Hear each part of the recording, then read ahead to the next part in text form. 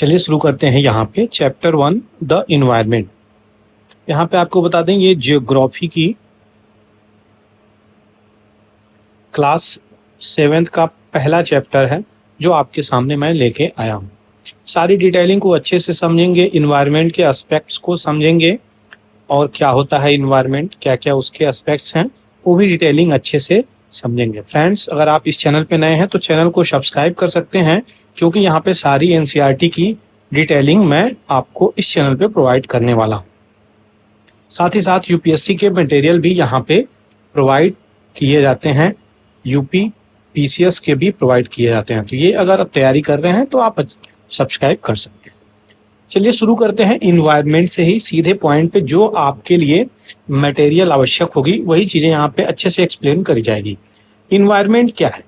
For example, अगर एक आदमी यहाँ पे है, एक आदमी यहाँ पे है, एक आदमी यहाँ पे है, और ऐसे ऐसे करके बहुत सारे आदमी यहाँ पे विराजमान। एक प्रकार से इसकी सराउंडिंग को लेके ही इन्वायरमेंट को कंसीडर किया जाता है। अब यहाँ पे डेफिनेशन क्या दिया हुआ है? तो इन्वायरमेंट हमारा बेसिक लाइफ सपोर्ट सिस्टम कहा जाता है। सही बात है, क्योंकि इसी से, जहाँ पे हम चारों तरफ रहते हैं, उसी के सराउंडिंग से ही अपने रिसोर्स को हम क्या करते हैं, हम लोग निकालते हैं और उसका दोहन करते हैं, यूजेस करते हैं। तो ये हमें क्या प्रोवाइड करता है? सबसे पहले तो एयर प्रोवाइड करता है, वाटर एंड फूड मटेरियल, उसके बाद रहने के लिए लैंड। तो ये वही चीज है जो हमें प्रोवाइड करता है क्या, सराउंडिंग से अपनी चीजों को हमें ये मिलती है, तो उसे हम इन्वायरमेंट कहते हैं। जहाँ पे हम लोग रहते हैं हमारे चारों तरफ, उसे वातावरण के नाम से जाना जाता है। हालांकि बात करी जाए तो ह्यूमन बीइंग समय समय पे अपने इन्वायरमेंट को मॉडिफाई करते हुए आया है, जिसके कारण क्या होता है, पोल्यूशन जो है बढ़ता हुआ चला जाता है। फॉर एग्जाम्पल अगर बात करें तो यहाँ पे कार का उदाहरण दिया गया है। अब एक कार जो है ह्यूमन के द्वारा बनाया गया है। अब कार क्या करती है? कार फ्यूम करती है, धुआं निकालती है, स्मोक निकालती है। उससे क्या होता है? पोल्यूशन होता है, एयर पोल्यूशन होता है। फिर एयर पोल्यूशन से वाटर पोल्यूशन भी हो जाता है। जब बारिश होती है, ये पोल्यूशन मटेरियल नीचे आती है, वो रिसीड करती है पानी, और वहां से आपके ग्राउंड लेयर में चली जाती है, जिसके कारण हम लोग जो पानी निकालते हैं वो भी पोल्यूटेड मिलने लगती है। तो ये पूरी की पूरी प्रक्रिया है जो ह्यूमन बीइंग्स इस तरीके से यूज करता है। यहाँ पे उदाहरण के तौर पे समझाया गया है, कार, मिल्स, फैक्ट्रीज और जो भी मैन्युफैक्चरिंग कंटेनर हैं, वो सारे के सारे, वैसे तो हर एक चीज मानव अब बनाने लगा है। बात करी जाए आपके ब्लड से लेके ऑर्गन तक मानव ने निर्माण करना शुरू कर दिया है, जिसके कारण एक मास लेवल पे pollution, global warming, environmental change, climate change, ये सारी चीजें आने लगी है। तो वही चीज यहाँ पे बताई जा रही है इन्वायरमेंट को एस्पेक्ट में लेके, कि जो हमें बेसिक सपोर्ट प्रोवाइड करती है उसी को हम पॉल्यूट करने में जुट गए हैं। आज के डेट में अगर बात करी जाए, क्या एयर पोल्यूशन नहीं हो रहा है? क्या वाटर पोल्यूशन नहीं हो रहा है? क्या हम पेड़ पौधों को काट नहीं रहे हैं? लैंड डिग्रेडेशन नहीं हो रही है? हर तरीके से हम अपने इन्वायरमेंट को यहाँ पे कहीं ना कहीं हार्मफुल पहुंचाते हुए नजर आ रहा है। तो ये पूरी की पूरी यहाँ पे इन्वायरमेंट की, आशा करते हैं डिटेलिंग आपको अच्छी लगी होगी। नेक्स्ट जो इसके कंपोनेंट होते हैं उसकी डिटेलिंग को हम जल्दी से देखेंगे। अभी बात करी जा रही है यहाँ पे सबसे पहले कंपोनेंट ऑफ इन्वायरमेंट, यानी जो इन्वायरमेंट के कंपोनेंट हैं उनसे जुड़े हुए चीजें वो हम समझेंगे। उसके दो एस्पेक्ट आते हैं। पहला क्या है? पहला अगर बात करी जाए तो नेचुरल आ जाता है। उसके बाद जो मानव के द्वारा बनाया गया कंपोनेंट है आधार, उसके आधार पे हम इन्वायरमेंट एस्पेक्ट्स को कंसीडर करेंगे। तो चलिए यहाँ से अगर ऐसे काट देता हूं मैं, तो ये वाला जो पार्ट आ जाता है नेचुरल, प्रकृति के द्वारा बनाया गया है। फॉर एग्जाम्पल हाइड्रोस्फीयर, मैं पहले पिछले चैप्टर्स में कई बार पढ़ा चुका हूँ, इसलिए यहाँ पे ज्यादा एक्सप्लेन नहीं करूंगा। तो ये जल से संबंधित चीजें हैं। देखिए हाइड्रो, एयर, यहाँ पे जो वातावरण में मौजूद है आपका ऑक्सीजन से रिलेटेड गैस वगैरह, ये एटमॉस्फेयर। तीसरा जो है लैंड, जमीन से जुड़े लिथोस्फीयर आ जाते हैं। उसके बाद ये बायोस्फीयर जो मैं पढ़ा चुका हूँ, ये चारों स्फीयर मैं पढ़ा चुका हूँ पिछले चैप्टर में, और काफी अच्छे से मैंने इसको एक्सप्लेन किया है। अगर आप नहीं पढ़े हैं तो पिछले चैप्टर में जाइए, एनसीईआरटी के क्लास 6 के में ये सारी डिटेलिंग अच्छे से मैं दिया हूं। तो ये बायोस्फीयर, इन तीनों को मिलाने से क्या होता है, यहाँ पे बायोस्फीयर का उद्गम होता है। देखिए लैंड हो गया, वाटर, एयर एंड लिथो, तो ये इस प्रकार से चीजें मिलती हैं, बायोस्फीयर का उद्गम हो जाता है। अब यहाँ पे बात आ रही है ह्यूमन मेड वाली। तो ह्यूमन मेड की जब हम बात करते हैं तो हमने पार्क्स बनाए हुए हैं, बड़े बड़े बिल्डिंग्स बना दिए हैं, ब्रिजेस हम लोगों ने बना दिए हैं, रोड्स बना दिए हैं मल्टी लेन के, इंडस्ट्रीज का निर्माण हुआ है, इमारतें, मॉन्यूमेंट्स बनी हैं, बहुत सारी ऐसी चीजें हम लोगों ने बना दी हैं। तो ये ह्यूमन के द्वारा बनाई गई है, एंथ्रोपोजोनिक एक्टिविटी के द्वारा ये चीजें हुई हैं। वहीं पे ह्यूमन का जो एस्पेक्ट है यहाँ पे कैसे आता है ह्यूमन के बारे में, तो यहाँ पे ह्यूमन जो है कंपोनेंट ऑफ इन्वायरमेंट कहलाता है। अब यहाँ पे कंपोनेंट ऑफ इन्वायरमेंट में नेचुरल हो गई, ह्यूमन मेड हो गई, एंड स्वयं ह्यूमन भी कंपोनेंट ऑफ इन्वायरमेंट है। क्यों? क्योंकि ह्यूमन भी इसी इन्वायरमेंट से उत्पत्ति किया है।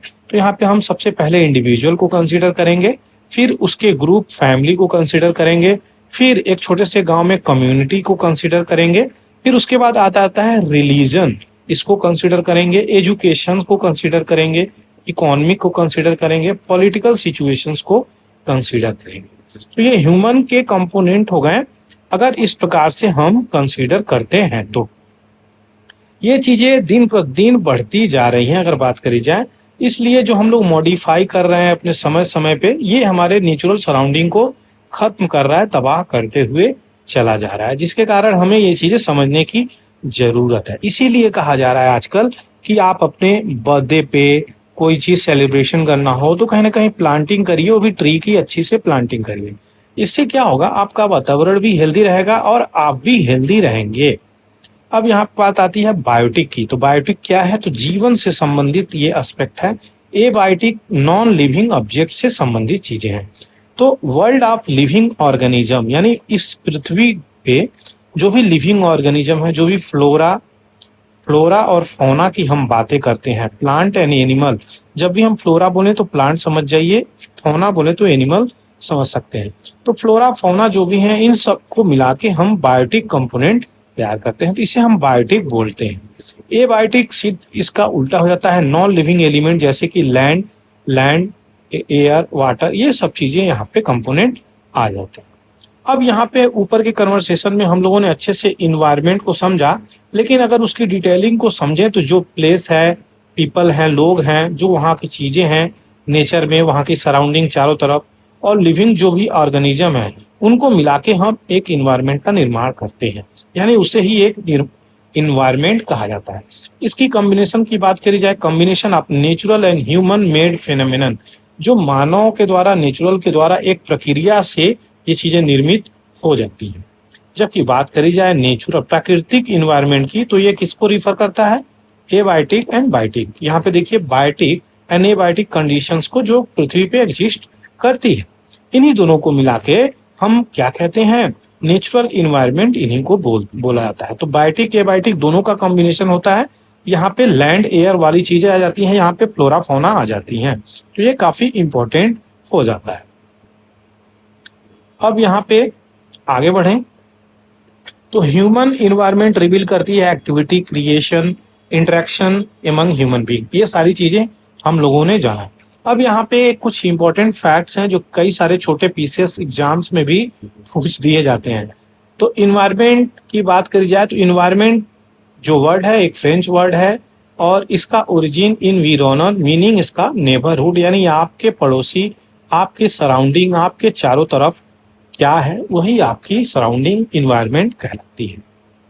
नेचुरल इन्वायरमेंट क्या है, यहाँ पे तो पहले ही पढ़ा चुका हूँ। Natural environment land, water, air, plant, animal, ये सब कंप्राइज करते हैं मिलकर क्या, नेचुरल इन्वायरमेंट। याद रखिएगा, land, water, air, plant, animal, ये सब नेचुरल इन्वायरमेंट को बनाते हैं।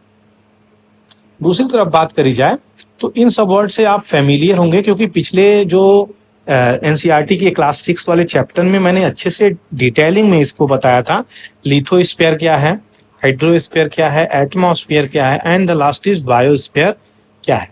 तो ये सब चीजों को मैं पिछले चैप्टर में अच्छे से यहाँ पे एक्सप्लेन किया था। लेकिन यहाँ पे जो छोटी छोटी चीजें हैं उसको अगर छोड़ें तो सही नहीं होगा, यहाँ पे भी एक्सप्लेन करना पड़ेगा। लिथोस्फीयर सॉलिड क्रस्ट ऊपर की मटेरियल होती है पृथ्वी की, जो रॉक और मिनरल से बना होता है, और इरेगुलर सरफेस होते हैं, वेरियस लैंडफॉर्म्स होते हैं, और माउंटेन, प्लेटू, प्लेन्स, वैली, इन सब से मिलकर इसका निर्माण होता है। इसे लिथोस्फीयर कहते हैं। लिथोस्फीयर की डोमेन की बात करती हैं तो ये हमें फॉरेस्ट प्रोवाइड करते हैं, ग्रासलैंड, और एग्रीकल्चर और ह्यूमन के लिए सेटलमेंट यानी रहने खाने पीने की चीजें प्रोवाइड कर दी जाती हैं। Source of mineral and wealth इसी को बोला जाता है।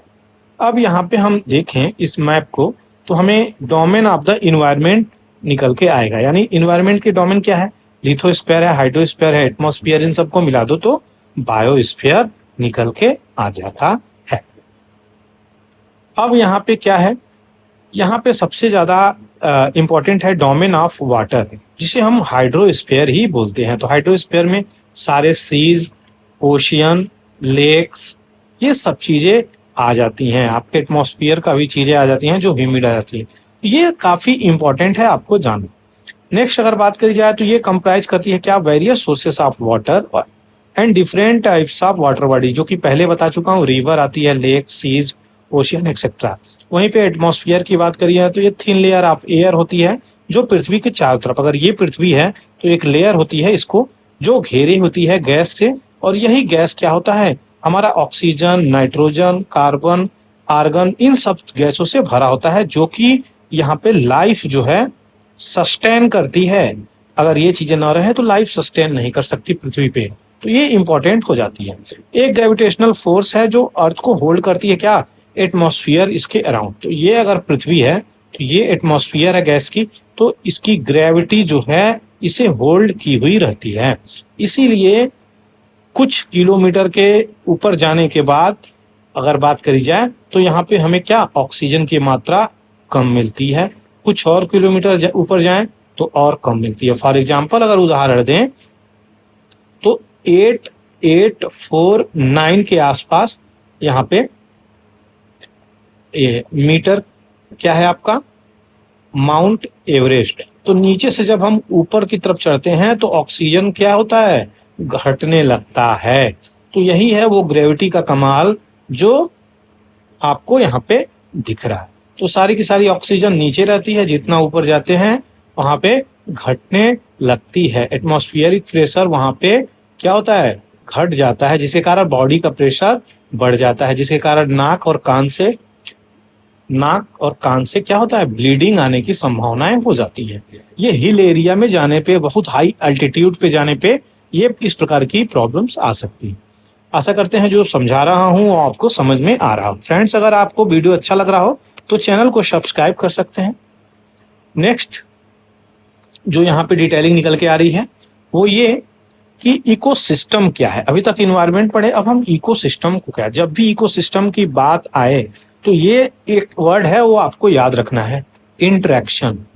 अब इंटरेक्शन किससे होगी? तो सराउंडिंग से होगी और वहां के फ्लोरा फौना से होगी। तो इनमें इंटरेक्शंस होती है इकोसिस्टम में। जब भी इकोसिस्टम की बात करी जाए तो एक सिस्टम होता है जो फॉर्म किया जाता है, इंटरेक्शन ऑफ लिविंग ऑर्गेनिज्म, जिसे हम फ्लोरा फौना बोल रहे हैं, और उसके फिजिकल और केमिकल फैक्टर से, उस इन्वायरमेंट से, उसी को हम क्या कहते हैं?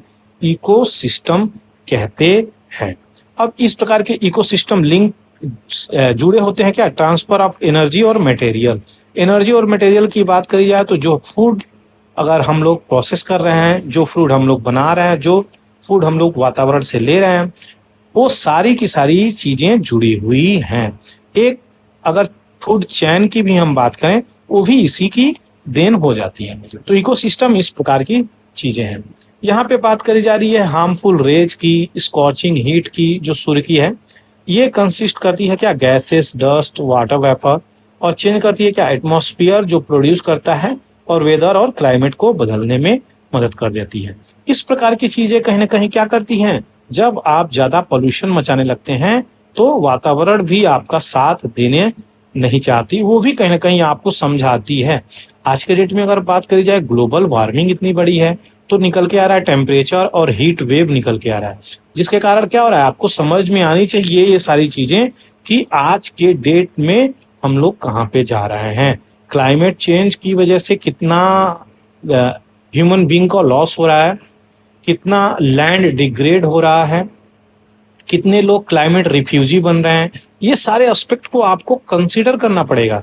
और ये सारे इंपॉर्टेंट एस्पेक्ट हैं, कोई एस्पेक्ट छोड़ नहीं सकते। इसी कारण हमें सोचना होगा कि हमारी जो सराउंडिंग है वो फ्लोरा फौना से भरा रहे, कोई भी स्पीसीज का लॉस ना हो, हम अपने इन्वायरमेंट को हार्म न करें, बल्कि जो बैलेंस है उस चीज को बैलेंस करके ही आगे बढ़ना चाहिए। प्लांट और एनिमल किंगडम की बात करी जाए, जो कि बायोस्फीयर लेके बनाते हैं इस लिविंग वर्ल्ड में, एक प्रकार से नैरो जोन है पृथ्वी पे, जहाँ पे लैंड, वाटर, एयर ये इंटरेक्ट करते हैं, जो कि पहले बताया लाइफ सपोर्ट करते हैं। तो यही एक इकोसिस्टम है जो यहाँ पे बता रहा है। तो इकोसिस्टम आशा करते हैं आप समझ में आ गया होगा आपको। तो ये एक पॉन्ड का इकोसिस्टम है, ये आप समझ सकते हैं। पॉन्ड में ये फ्लावर्स हो गए, ये डक्स हो गए, और यहाँ पे ग्रासेस वगैरह हैं, ये ट्रीज वगैरह हैं, ये फाल है। तो ये एक इकोसिस्टम है जहाँ पे बना हुआ है चीजें और सस्टेन कर रही हैं। तो इस प्रकार के छोटे छोटे इकोसिस्टम बहुत सारे हो सकते हैं। अब बात आती है नेक्स्ट कि 5 जून, कई जगहों पे ये क्वेश्चंस किया गया है। 5 जून को जो वर्ल्ड इन्वायरमेंट डे सेलिब्रेट की जाती है, यहाँ पे बार्टर सिस्टम का क्या मतलब होता है? यहाँ पे पैसे का उपयोग नहीं होता है, मनी का उपयोग नहीं होता है। यहाँ पे आप हमको आम दिए, हम आपको इमली दे दिए। यहाँ पे बार्टर सिस्टम मतलब आप हमको कुछ दे दिए, हम आपको कुछ दे दिए, अदला बदली वाला सिस्टम होता है। तो यही बार्टर सिस्टम कहा जाता है पिछले जमाने में, जो कि व्यापार का सिस्टम हुआ करता था। जब पैसा नहीं हुआ करता था तब एंशिएंट टाइम में बार्टर सिस्टम हुआ करता था। अब यहाँ पे पॉइंट पे आते हैं। All plants, animal, human beings, जितने भी पौधे, जानवर और मानव है, वो इमीडिएट सराउंडिंग से क्या है, निर्भर रखते हैं, अपने आप को उसी पे डिपेंड रखते हैं। जाहिर सी बात है, इंटर डिपेंड ईच अदर, हम लोग एक दूसरे पे निर्भर होते हैं। फॉर एग्जाम्पल अगर बात करें तो हम अपने फॉरेस्ट को अगर काट देंगे तो बहुत सारे फ्लोरा फौना हमसे लॉस हो जाएंगे, यानी रिसोर्स की सीधे लॉस हो जाएगी हम लोगों की। हम लोग जो भी मेडिसिन बनाते हैं, जो भी फर्नीचर बना रहे हैं, जो भी जिस प्रकार का लकड़ी का हम लोग खिलौना बना रहे हैं, हर प्रकार का वुडन मटेरियल बना रहे हैं, सारी की सारी चीजें क्या हो जाएंगी, कम हो जाएंगी, जिसके कारण हमें प्रभाव करना पड़ेगा। तो एक प्रकार से रिलेशन है लिविंग ऑर्गेनिज्म में, और यहाँ पे ऑर्गेनिज्म जो हमें सराउंड कर रही है उसे ही हम इकोसिस्टम बोल रहे हैं। तो इस प्रकार का इकोसिस्टम बहुत सारा हो सकता है। रेन फॉरेस्ट का इकोसिस्टम, ग्रासलैंड का ecosystem, desert, mountain, lake, river, pond, ocean, etcetera etcetera, ऐसा सिस्टम हो सकता है। आशा करते हैं आपको मैं समझाने में सफल हो गया हूँ। अब बात आती है ह्यूमन इन्वायरमेंट की। तो ह्यूमन इन्वायरमेंट की जब भी बात आती है तो ह्यूमन के चारों तरफ वाली बात आती है, यानी क्या ह्यूमन इंटरेक्ट करता है।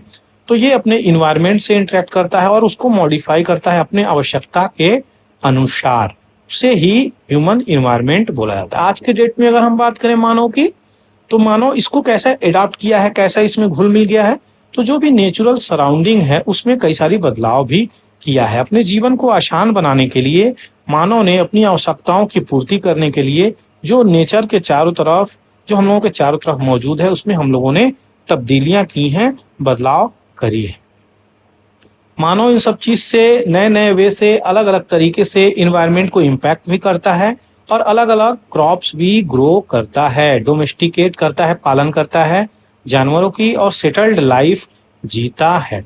अगर बात करें पहिया की, तो पहिया की आविष्कार आपका कौन सा समय में हुआ? तो पहलियों के समय में ही पहिया का आविष्कार हो गया। एक पहिया का आविष्कार इतना रिवोल्यूशनरी आविष्कार था जो पूरी की पूरी दुनिया को बदल के रख दिया। तो ये जो गोल आविष्कार है ना, ये बहुत ही इंपॉर्टेंट है। 3 ही आविष्कार सबसे ज्यादा इंपॉर्टेंट है।